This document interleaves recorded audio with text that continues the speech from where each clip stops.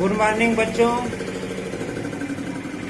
आज दिनांक 9 जून 2021 दिन बुधवार को डीएलएड 4th सेमेस्टर के इस ऑनलाइन क्लास में डीएलएड 4th सेमेस्टर के द्वितीय अनिवार्य प्रश्न पत्र शैक्षिक प्रबंधन एवं प्रशासन विषय के अंतर्गत प्रबंधन की परिभाषा, प्रबंधन का तात्पर्य, उसकी आवश्यकता आदि के संबंध में हम लोग भली भांति अध्ययन करेंगे।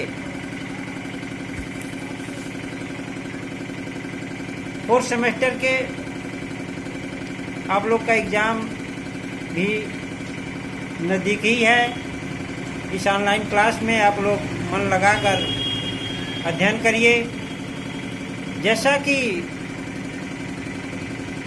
हम सभी जानते हैं, शिक्षा का इतिहास बहुत पुराना रहा है। प्राचीन काल में शिक्षा गुरुकुलों में ही दी जाती थी। शैक्षिक अनुसंधानों, महत्वपूर्ण परिवर्तनों के साथ शैक्षिक आवश्यकताओं में भी परिस्थितिजन्य परिवर्तन होते गए। शैक्षिक संस्थानों को सुव्यवस्थित एवं प्रभावपूर्ण बनाए रखने एवं समन्वित नियोजन एवं नियंत्रण के लिए बेहतर संचालन अति आवश्यक है, जिसे हम विद्यालय प्रबंधन के रूप में समझ सकते हैं। एक शैक्षिक संस्था के लिए आवश्यक संसाधनों का सुव्यवस्थित उपयोग एवं संचालन के लिए जनतांत्रिक एवं सामाजिक स्वरूप का प्रबंधन आवश्यक माना जाने लगा है। यूनेस्को 1966 की रिपोर्ट को हम देखें तो कहा गया कि शैक्षिक संस्थानों के कार्य ज्ञान और कार्य को सीखना तथा स्वयं को जानने की योग्यता का विकास करना है।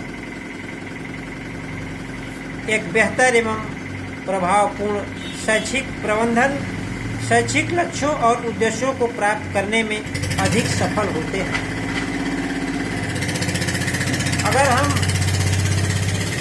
प्रबंधन की परिभाषा पर ध्यान दें तो कुछ शिक्षा शास्त्रियों के परिभाषाओं को सामने रखना जरूरी है, जिसमें शैक्षिक प्रबंधन को परिभाषित करते हुए प्रोफेसर बुच ने कहा, प्रबंधन का संबंध उन क्रियाओं का संगठन अथवा संरचना के निर्माण करने से है जिसके माध्यम से अपेक्षित लक्ष्यों की प्राप्ति की जा सकती है। इसके साथ साथ हम विलियम शुल्टेज के परिभाषा को भी देखेंगे। विलियम शुल्टेज के अनुसार विद्यालय प्रबंधन का तात्पर्य आवश्यक मानवीय संसाधनों, सामग्री तथा साज सज्जा के अनेक वस्तुओं को क्रमबद्ध तथा प्रभावशाली ढंग से जुटाना है, जिससे वांछित उद्देश्यों की अधिकतम प्राप्ति की जा सके। इस संबंध में यूएल हर्लिक ने कहा कि विद्यालय प्रबंधन का तात्पर्य शिक्षण संस्थानों में आवश्यक योजना बनाना, निर्धारण करना तथा उन्हें क्रमबद्ध रूप से सुव्यवस्थित करके विभिन्न व्यक्तियों तक पहुंचाना है। इन परिभाषाओं के आधार पर हम यह कह सकते हैं कि संगठन में काम करने के लक्ष्यों, प्रमुख प्रयासों, निर्देशन, नियोजन एवं समन्वय की प्रभावशाली व्यवस्था प्रबंधन कहलाती है। विद्यालयी प्रबंधन में प्रबंधक, प्रधानाचार्य, शिक्षक, कर्मचारी, छात्र, अभिभावक, भौतिक संरचना, संसाधन तथा शिक्षण अधिगम प्रक्रिया सभी सक्रिय रूप से कार्य करते हैं, जिसमें प्रबंधन सर्वाधिक महत्वपूर्ण होता है। विद्यालय प्रबंधन में निम्नलिखित विशेषताएं होती हैं। जैसे नंबर 1, विद्यालय प्रबंधन में लचीलापन हो। नंबर 2, विद्यालय प्रबंधन में व्यवहारिकता का गुण हो। नंबर 3, विद्यालय प्रबंधन सामाजिक, लोकतांत्रिक तथा मानवीय मूल्य से परिपूर्ण हो।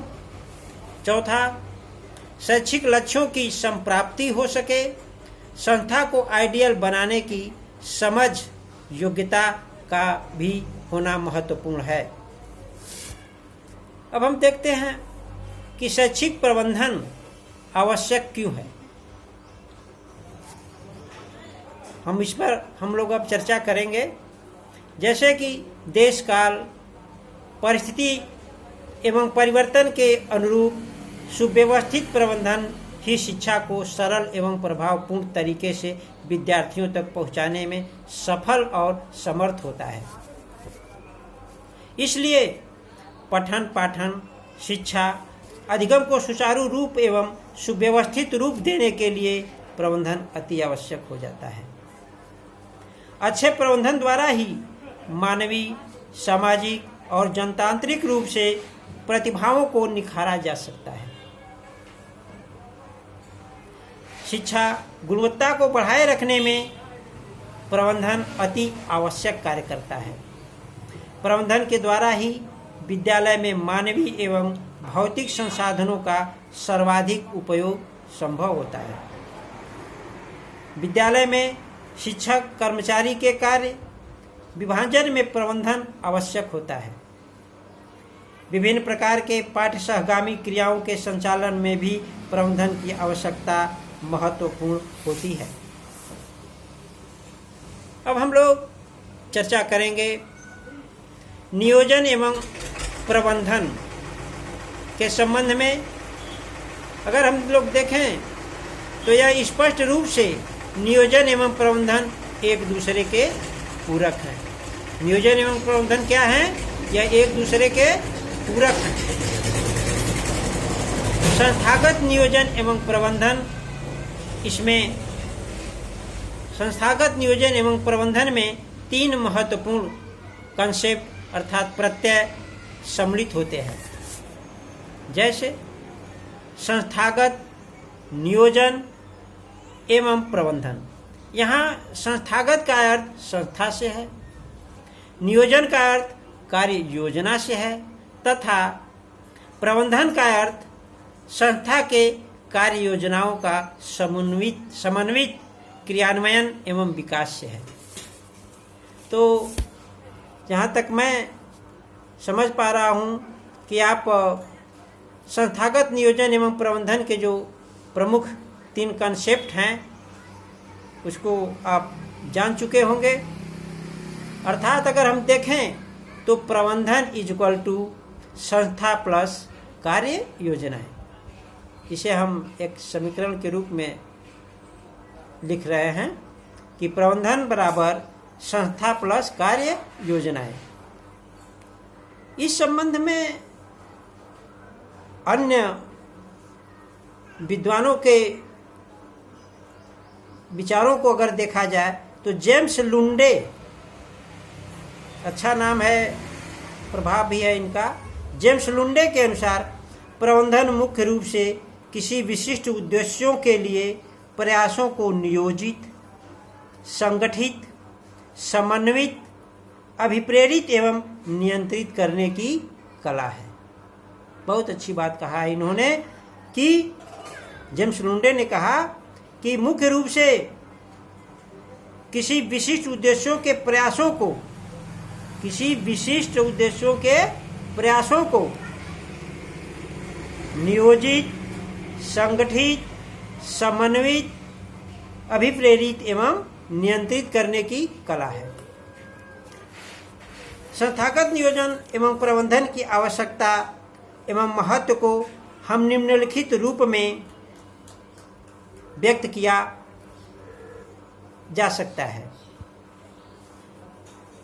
इस दृष्टि से अगर हम देखें तो प्रबंधन क्या, क्यों और कैसे की दृष्टि से समय, श्रम एवं धन की बचत की दृष्टि से तथा कुशलता, गुणवत्ता और प्रभावशीलता की दृष्टि से। इसके साथ साथ सदस्यों में उत्तरदायित्व की भावना का विकास भी आवश्यक होता है। लोकतांत्रिक एवं सौहार्दपूर्ण वातावरण बनाना भी महत्वपूर्ण है। शैक्षिक लक्ष्यों की प्राप्ति पर नजर रखना और संस्था के कार्यों में सुझाव देना तथा संस्था से जुड़े समस्त व्यक्तियों को निर्देशन एवं परामर्श देना अति महत्वपूर्ण होता है। अब हम लोग चर्चा करेंगे कि प्रबंधन की प्रकृति कैसी होती है।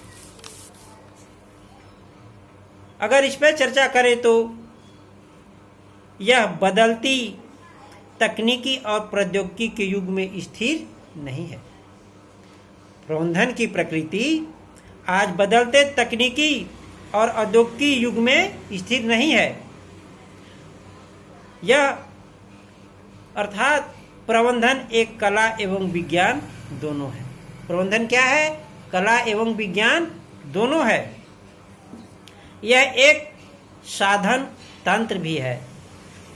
प्रबंधन कार्य करने की एक सार्वभौमिक प्रक्रिया भी है तथा यह एक व्यवसाय के रूप में भी है। अतः बच्चों, हम लोग आज शार्ट में ही इस DLED 4 सेमेस्टर के ऑनलाइन क्लास में प्रबंधन के संबंध में चर्चा किए। अगले क्लास में भी हम लोग कंटिन्यू चर्चा करते रहेंगे। आप लोग ध्यानपूर्वक हमारे प्राचार्य के निर्देशन में यह कार्यक्रम चलाया जा रहा है और आप लोग भी ध्यान से पढ़ते रहें। बस आज के लिए इतना ही।